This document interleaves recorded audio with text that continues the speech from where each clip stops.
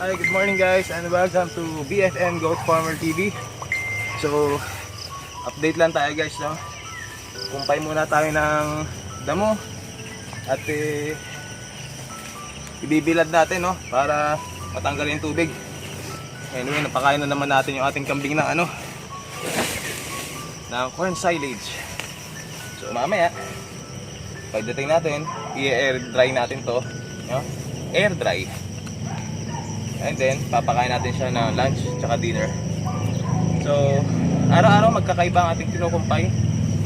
Madre cacao, ipil-ipil, napier grass, then Mombasa grass, no? So, tara, samahan niyo ako, tayo mangumpay pa. Kain muna tayo ng lomi. Mayroon din ito, puro trabaho. Kain muna tayo.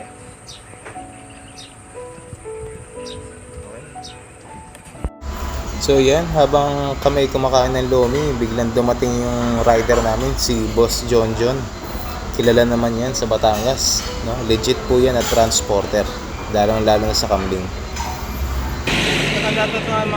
Mas matanda Isang buwan. Mas parang yung babae.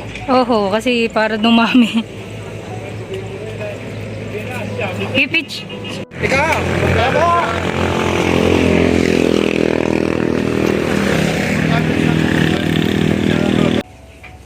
Hello guys, so nandito na tayo sa ating munting kambingan, no?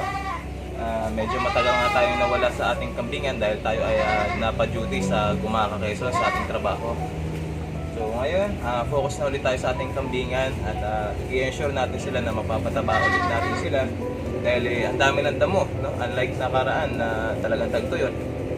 So ngayon, konting sipag lang, konting gising lang na maaga para sa pagkukumpay na sa ganun, mapunan natin yung kanilang pangangailangan. So update ko lang kayo guys sa ating mga kambing, no? So yan po yung ating back, si Bonzilo. So reserve na siya sa first week ng October. Siya isi-ship. Kasama niya si Choco. Si Choco may sampa na. And then si Birang, native naman si Birang, may sampa na rin yan. Okay? So nagpakain pa lang muna tayo ngayon ng damo. And then mamaya kukumpay ulit tayo. So pakita ko sa inyo guys, no? Sa taas, update natin tayo kay Ruby at kay Red Velvet. Tara.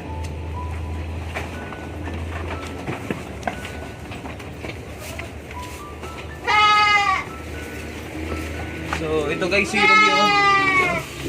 So kahit naanak na siya, parang buntis pa rin. Kasi masyadong matakaw, malakas kumain. Laging ganado. Pero namayat pa to guys, kasi lakas dumedi ni Jumbo. No, naririnig yung maingay na yun, si Jumbo yun. Kasi iwinawalay ko na siya, no? 3 months old na siya. Pero 4 months natin siya isi-ship. Kasi para ma-ensure natin talagang buhay na siya. Okay? So ito naman si Red Velvet guys, napakita natin. Okay? So 2 months na lang hinihintay natin, anak na yan. Okay? Napaka-healthy niya. No, nagtais siya kasi I think dahil sa higad at sa uod kaya siya nagtae.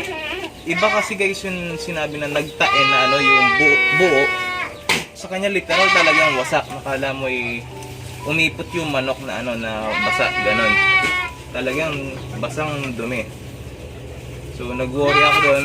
Ayun lang, talagang kung meron ka lang talagang gamot, Scorex, Fenbendazole para sa mga buntis, agapan lang, monitor mo lang lagi, ay magiging maayos.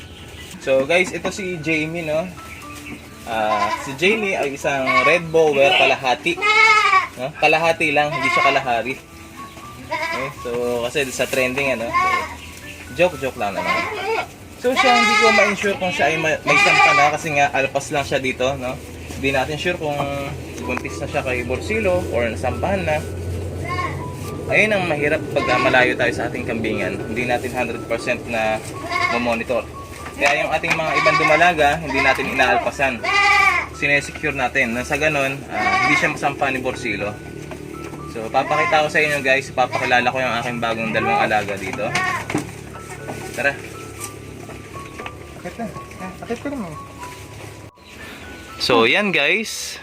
Si Cookies and Cream yan, no? So naabutan nyo na naman yan sa pinaka recent na upload ko, kung di nagkakamali. And then yung si Jumbo, 3 months old na siya. Actually, 2 months and 27 days. Magti 3 months na. Papraktisin na natin siyang iwalay. So yun ang ating bagong kuha.